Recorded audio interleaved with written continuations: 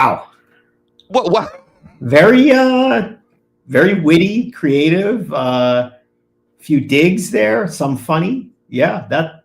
Very Yeah. That's kind of my style. Yeah, that's good. All right. So, in about 2007, 2008, Beyon-Say did an interview with Tyra Banks. You know what Tyra Banks is? I know who Tyra Banks. God, I'm not that bad. I know who she is. Her talk show, the Tyra Show, was atrocious, and she interviewed Beyon-Say in an interview called "Beyon-Say My Name." It was so embarrassing for Beyon-Say that she has not done really an interview since. So let's get ready to play with Mr. Mark Bederow. Ready? I don't know. Yeah, you are. You'll be fine. You'll be fine. It's easy. Okay. All right. Marks Bederow, how were your grades in high school? Good. Okay. Bark Bederow, root beer or cream soda? Root beer. Okay. Very quickly. Sarsaparilla. It is sarsaparilla. It's from the dude, right? Yeah. Hey there, fella. Got any more of that good sarsaparilla? By the way, if we want to talk about the Big Lebowski for 4 hours, bring that on. That's an all-timer for me too. If you want to come on and we talk about the Big Lebowski, I would love to talk about the Big Lebowski. Then I should have, when you said, how's your Sunday? I should have said, strikes and gutters, right? Just, it is what it is. Do you know that in the beginning of that movie, when he's writing a check, it's September 11th? Yeah. And George Bush on the TV. How weird is that? All right. Linkin Park Bederow. What kind of music do you like? Mostly classic rock, from 80s type kid. Okay. Shark Bederow. Lori, Mr. Wonderful, or Mark Cuban? Lori, Mr. Wonderful, or Mark Cuban? I don't know. I mean, Mark Cuban, I guess, right? He's likes the NBA, got a shitty team, but I mean, we're talking just about business sense. In just a sense, in any sense. Cuban's all right. You don't like Mr. Wonderful? I don't know much about him. I mean, I know who he is, but I don't know much about that type of stuff. I think if you get more into Shark Tank, you'll be like, no, it's Mr. Wonderful. Yeah, I think so. No. Spark Bederow. Are you a romantic? You're asking the wrong person. I think if you ask the right person, she'd probably say no. Seriously? She'd say no? She might. No, I don't know her, but I think she might say yes. You don't know. You don't know. I think that's always a question for the other people. I mean, I think it's hard to self-judge that. It really depends on how. Are you a romantic guy? Do you like the romantic kind of like, oh, hold my hand, take me for a walk in the park, kiss me on the cheek? Depends. Okay. Snark Bederow. Where'd you get your wit? Where did I get my wit? I don't know. I'd have to think college. I mean, it just, you observe a lot. I have very strong opinions about a lot of things, some which I share, some which I don't. But I would think probably like most people, you define your traits and characteristics, I think mostly in college, because you're away from home, you're with other people. It's really the first time in your life you can do what you want, if you will. So I would say college. Okay. I don't know. I feel like me and my sister have this thing where we're like, did you have a good childhood or are you funny? So I feel like coming from like some trauma can make you like a funny, witty kind of person too. But college, that's a good answer because you are like observing like the real world. Yeah. Embark Bederow. What country would you travel to? Any country in the world right now for a couple days? For a couple days, any choice. This is probably not the most exotic answer, but England. I would go to London and do a lot of history exploring. I'm a big history person, and there's a lot of things that I would want to see in England. Have you been before? No.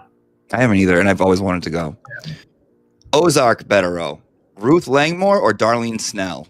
Oh, God, Ruth Langmore. I mean, that was one of the all-time great characters in these types of shows that we're talking about. I mean, Darlene Snell was an absolute psychopath. But I will tell you, and I love Ozark, by the way, and credit to the writers of that show, one of the most stunning, unpredictable, in a great way, moments I've ever seen on any show I've ever seen is when Darlene Snell just blows off the head of the low-level, but main antagonist at the time, cartel guy, which there's just no way anybody saw that coming. But Ruth Langmore, and I mean, she's as great a character in those kind of shows as you'll ever see. Love her.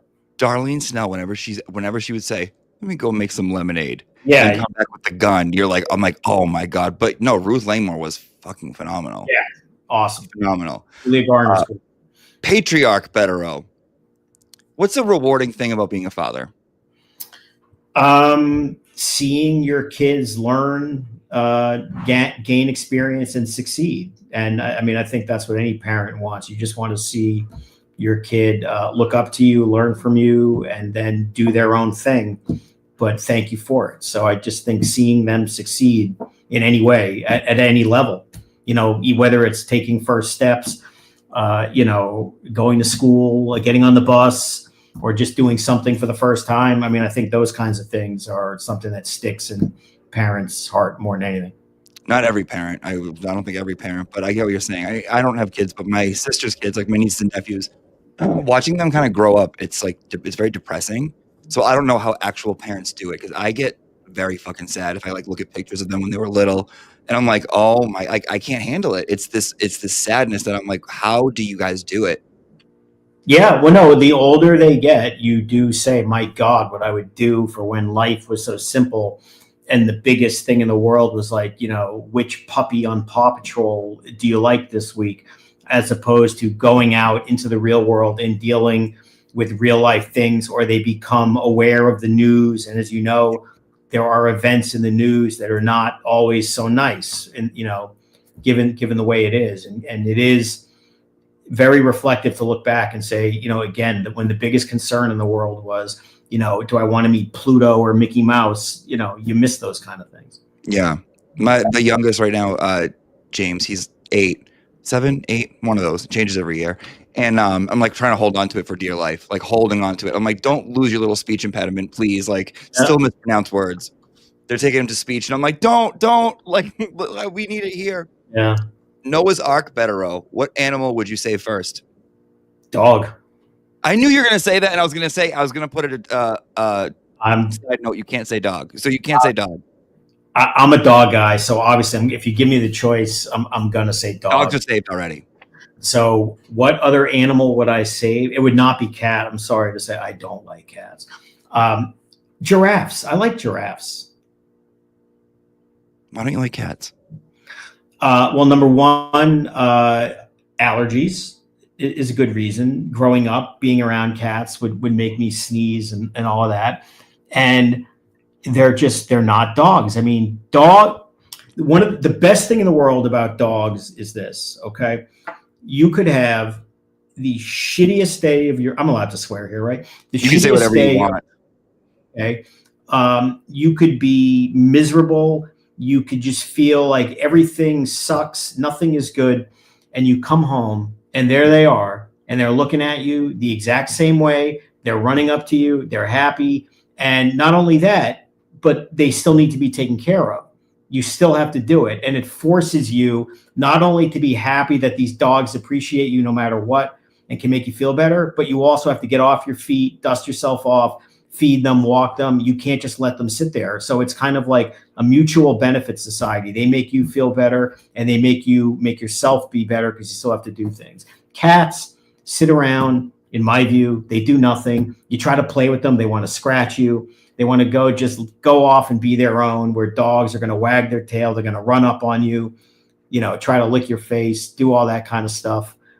I'm just a dog guy. Always have been from as long as I can remember. I've just never not been around dogs.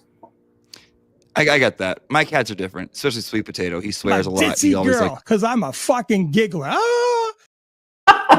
He's just out of his mind. I don't like them, but they're beautiful animals. I mean, they are. If I went around a cat, I'd want to pet it and play with it, and all it's going to do, come out and scratch and all that stuff. I was the same way. I thought the same exact way until I got one, and I didn't get one either. I'm allergic also. I was walking in the park, and this little 2-week-old kitten just started clawing at my leg. And I was like, can't leave you here. You know what I mean? I have 2 dogs, brought her home, and now I have 2 fucking cats. I do like them. I have to say I became a cat person non-consensually. Are you afraid? Are you afraid of the dark Bederow? Any phobias? No, I mean not like that. I mean, I walking around in the dark. No, I don't think I have any phobias in the classic, sense. Would I want to walk around the dark in the middle of the desert alone and nothing in sight for 10 miles? No, obviously, but I'm not afraid of the dark or, I'm not afraid to fly. I No don't weird fears. I don't enjoy flying. I just find it to be not a pleasant thing, depending on how you're flying, I suppose. But no real demonstrative phobias per se. All right. Mark Blanche Devereaux. What Golden Girl are you? What Golden Girl? I have an answer. I always found Rose to be the funniest because like her dopiness and what is it like Saint Olaf story? Saint Olaf. I also found the Sophia to the mother to be very funny with her, the way she would talk. And I think it's also funny in real life. I think Estelle Getty might have been even younger than the main in real life. But it's funny. I actually like that show. I used to watch that pretty religiously. I don't know why. Phenomenal show. The writing is amazing. The comedy is unreal. Yeah, it was much more sophisticated comedy back in the 80s when it was more like all laugh tracks and nothing. And it actually, I found it very entertaining. I would have pegged you for a Sophia. Yep. Mark Banana Nut Bederow. Do you like Danish? No. Mark Bederow. What's the least favorite part about being an attorney? The least favorite part about being an attorney is especially a criminal attorney, is you're in the business of misery.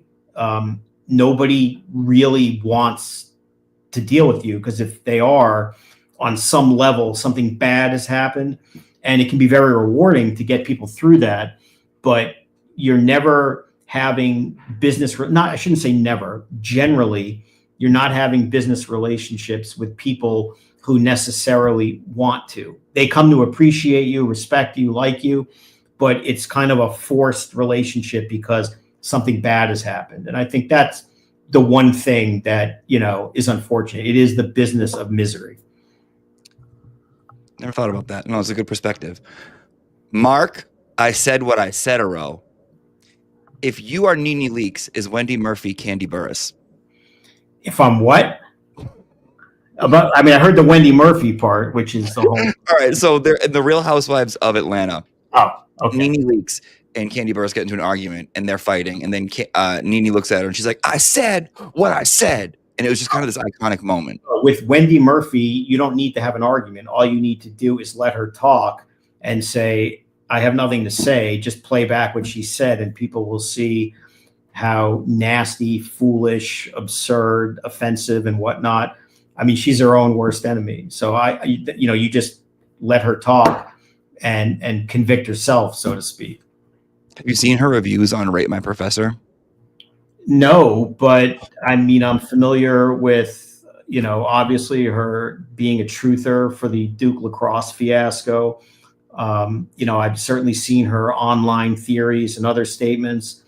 I've said this many times. She's an absolute embarrassment to my profession.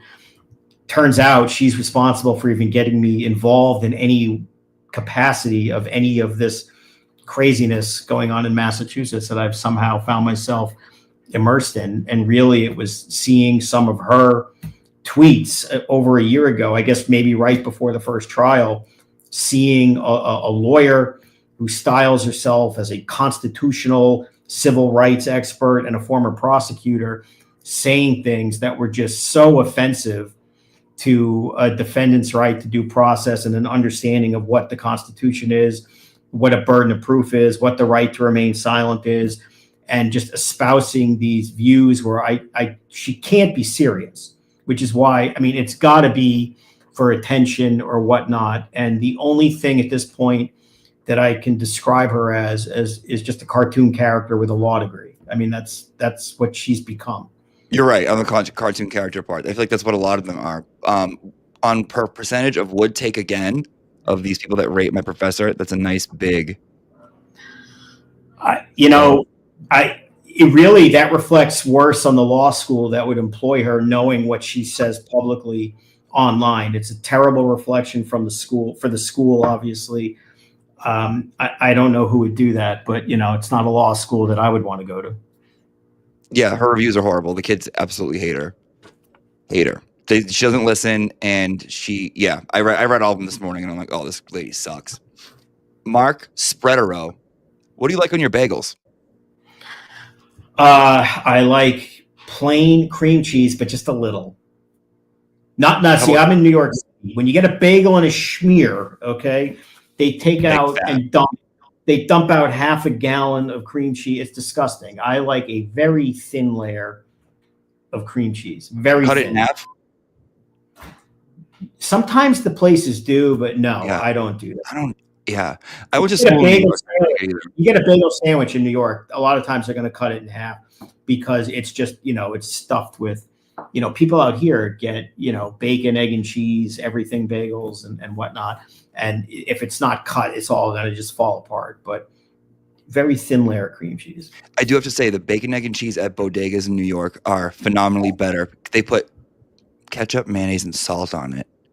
They can. I mean, I find that disgusting. But, you do? Yeah, but it is true. The bagels here are 1,000 times better than you get there. Nobody goes to Bruegger's Bagels or any of these places. There's no real chains that you would go to. There are these stores in New York. Everybody knows H&H Bagel, or not everyone, but if you're around here, there's a place called Essa Bagel, which is just outstanding. And the bodegas, even like you said, I mean, you go to some scrappy looking bodega and they'll make a, egg and cheese sandwich that's kind of like the official breakfast of New York City. Yeah. You walk by and you can smell it. Like so good. Yeah. Mark Bederow, you work out? Exercise more than workout. A lot of walking, stuff like that. Yeah. No, I'm not, not hitting the heavy bag and pumping iron like some of these people do all the time. That's what they call hooking up with Wendy Murphy, hitting the heavy bag. Mark Bederow, do you like candy? Do I like candy? Yeah. I love candy, of course. Some people don't like it. Who doesn't like candy? Maybe it's bad to eat in a regular basis, but somebody actually doesn't like candy. Yeah. And I think people who say that are just trying to get attention, to be honest. Like, oh, I'm different. I don't like candy. I love Skittles. I love $100,000 bars. Remember those things? 100 grand? Yeah. I love Twix bars. And I mean, obviously, like my kids eat this shit all the time and I steal it. I love Sour Patch Kids. To me, I love candy. Watermelon Sour Patch Kids are the best by far, in my opinion. I like cherry, and I like also when you go to like those stores now where you can like make your own bag. And they used to have, some of those places have like chocolate covered coffee beans. Mm-hmm. So I'm like the world's biggest coffee drinker and coffee snob, and I would go into those stores and just fill it up with chocolate coffee beans and literally eat coffee beans for hours. But that's not a healthy habit. I don't recommend it. I'm also a coffee snob. I'm the same way. What do you get? Like, what's your like go-to? If I'm feeling like really, obviously, really bougie. Well, Jamaica Blue, obviously, if you want to, spend. Well, there you go. You mean, listen, we're having the chat. But several months ago at home, we switched to Nespresso. Believe it or not, from the best, and I like it. We have a Virtuo, and the frothy coffee now is kind of it's the way to go at home. But if you like even just standard cheap coffee, New York City Bodega or street corner coffee is shockingly very good. I mean, it's not high quality, but it's good. It's very good.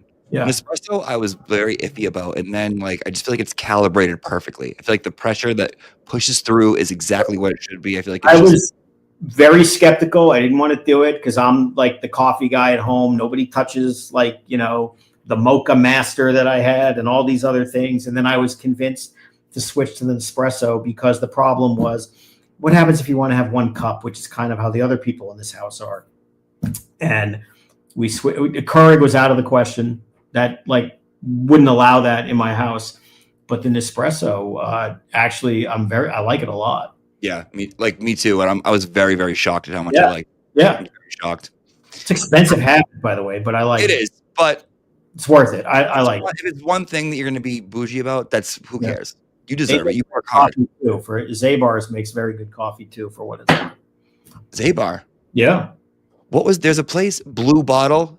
Blue Bottles, they're very good. They're all over Manhattan. Yeah. They may have finally spread. Maybe they're in Boston by now. I don't know. I don't think so. If you do come to New York City and you want to get like snobby, expensive coffee, Blue Bottle is definitely the way to go. Very good. Yeah, and like very interesting kind of like setup and like decor in there too. Yeah. Mark Drop Dead Bederow. Do you have any imaginary friends, or did you when you were growing up? Imaginary friends? Yeah. No. The only imaginary friend I remember is, watching the Brady Bunch, right? Jan Brady had her imaginary friend, George Glass. Yeah. No, I never had imaginary friends. I don't know if that's a good thing or a bad thing for a kid. I think it just is a thing. No. Yeah. I think it just is. Mark Beavis and Butt Hetero. What's your favorite comedic series? So that's funny that you say that. In this household, there's a lot of TV immaturity. We absolutely love Beavis and Butthead and laugh about it all the time. And I'll watch it with my son, even the recent reincarnation of it. The recent movie? All that. And we also, we love Family Guy. I mean, I could watch that on repeat all the time, have been for years. It's on Hulu, obviously, every single episode. So we watch a lot of that, kind of lowbrow humor. We actually like that a lot. Are you a fan of Archer? Did you watch Archer? Did not watch that. I know what it is. Did not like it. Yeah. You would like it a lot. It's funny and it's dark and it's so good. Like it's hysterical. It's interesting. I don't really watch much comedy TV unless it's like immature cartoons with lowbrow humor. For real TV, I'm very into more drama and that kind of thing. I'm the same way. I like animated, like adult humor. Yep. Very much the same way. Mark Cosby Sweaterow. Where do you shop for your clothes? Where do I shop for my clothes? All over the place. Suits these days come from Bonobos because I know someone who's a friend who is highly connected to them and, introduced me to the company. So that's where most of that would come. I used to go to Paul Stewart, which is a place in New York on 45th Street. People know it, which was right next to the Brooks Brothers flagship, which is kind of where every young lawyer starts. Like, the classic, you need suits, you go to Brooks Brothers.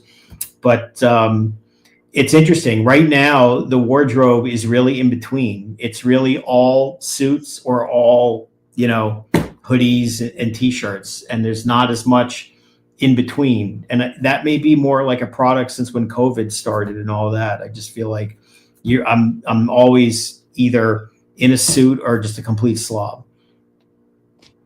You got a champagne taste. I like that. You like your quality products. Yeah. Mark Go-Gettero. Any future goals? Any future goals? I mean, I think like anyone else, you just want to be happy, enjoy your family, be financially stable, do good work, be satisfied, be whole with all around you. I mean, I think that's a very simple goal, but it's it's an admirable one. No political aspirations, nothing like that. Just be comfortable in what you're doing, move forward, and I think, raise good kids. I think that's the best goal to have. It's a very admirable answer. Mark Trendsettero. As a former regular on the NRA program, a lawyer on Dr. Phil, do you feel like you kind of started LawTube in your own way? No. So, I mean, the NRA thing, I was invited. I had a very fascinating couple of cases years ago where there was these tourists who would all come to New York City with guns. And New York has the worst, or certainly the most restrictive gun laws in the US. And these people would come from other states where it was legal to carry. And they were just legitimate tourists, good people who didn't know what New York was, and they get arrested and they're trying to be sent to prison. and some of these cases would end up in the media. And so I got a call from a guy who was very into Second Amendment rights and had a show, on the NRA channel. And obviously, you can imagine they would definitely take an interest in why is a good guy from the state of Florida who accidentally left a gun in a glove compartment where it's legal, takes a wrong turn in New York, coming up to visit his girlfriend, because New York City is the only place where you can't turn right on red. He gets pulled over, they find a gun, and next thing you know, they want to send him to prison in New York for 3 years for having a lawfully possessed gun in his home state and making a mistake without knowing. You can understand why Second Amendment advocates are just outraged at that and are going to kind of take the cause. I mean, there was another guy that we ended up talking to them about who was a former Marine who just brought his girlfriend to New York, and he was selling jewelry. So he carried it, he had a carry permit from his home state. He's carrying $80,000 of jewelry with him, who just wanted to take his girlfriend to go to the Empire State Building. And he ends up checking his gun, like legitimately saying, I need to check my firearm, thinking it's okay. And what happens? He gets arrested and they want to put him in jail. So, and this is a former Marine, right? Or actually the way the Marines talk, you're never a former Marine, not active duty. Those kind of cases are going to attract attention to Second Amendment advocates. So I don't think, those back then were just radio conversations. Dr. Phil, that was an interesting thing. That was just a couple of years ago on a case of a guy I represented for 12 or 13 years in this long, arduous path in attempting to undo a wrongful conviction. And that was just, we want to feature this. It was actually the very last Dr. Phil episode ever. They literally filmed, this must have been in March or April of 23. And they wanted to feature it, and they say, well, bring you out to LA for a couple of days. You want to do that? You're going to promote this cause and hang out at the Hollywood Roosevelt for a couple of days, go to In-N-Out Burger, which I do every day I'm ever in California or out West, anywhere, every day. That was an easy one. I actually liked Dr. Phil. I enjoyed that. That was an interesting hoot. And as a bonus, one of the other people on the show that day, because he was very active in another case, was the actor from The Wire who played Chris Parlow, who, if you recall, was Marlowe's right-hand man. I forget his name. It was great meeting him. He's the nicest guy. And it's embarrassing that I can't remember his name, but just for me as like a Wire junkie. Huge Wire fan. Yeah, to sit with him and listen to him and shoot the shit, and just he's telling me how much I respect you as a lawyer for doing this. And I'm telling you, like, I'm talking to a guy, from The Wire. It was just a great, great experience. So, the Dr. Phil thing, that was interesting. Enjoyed it. I like Dr. Phil. His podcast, surprisingly, is so good. Well, he became that's it. Somebody, Jemba Akinabi, that's exactly him, whoever wrote that down. That's the actor's name. Look him up. He's great. He's very active in wrongful convictions as well. And so is Dr. Phil. He became actually one of the other lawyers on the show that day was a guy who himself had been wrongfully convicted of murder in New York, a guy named Marty Tankleff. If you look him up, he's very famous in New York. And he was wrongfully convicted. He was exonerated. He went to law school, became a lawyer, and his case actually became famous because Dr. Phil got into it, brought a lot of exposure to it. So he featured Marty as a potential wrongful conviction, okay? And then he had him on as a lawyer advocating for other wrongfully convicted years later. And what an incredible way to just kind of complete that circle. It's actually pretty amazing. Yeah, that is pretty nice. But I like Dr. Phil. People give him shit all the time, like unnecessarily. That was fun. I don't care. It was fun. We had a good time advocating for a client. He agreed that, he thought he was innocent. He's got an incredible platform. That's a no-brainer. He gave us Cash Me Outside. Right. Come on. We all owe him a big thank you. Mark, this is the last one. You did pretty good. You have one more. All right. Mark, how do I put this? Oh, this is the reach. Mark Better Van Gogh. Do you have any artistic ability? Absolutely zero. And like less than zero. But the irony is, so my wife can really, draw is not the right word. I mean, she can actually create, and so my son can too. He actually took art classes and can actually paint some really nice things. And I am literally would be drawing stick figures. So it's clear where that talent came from. Zero artistic ability, or whatever less than zero is. That bad. Well, I'd say you have a way with your own words. That is an art form, being able to like develop a conversation. And your eye for writing and for storytelling is fucking pretty keen. Well, I'll agree with you that, I mean, just as a professional in what you do, that becomes part of the art form in that sense of being an advocate and a lawyer, but in the classic sense of having, artistic ability, whether it be singing,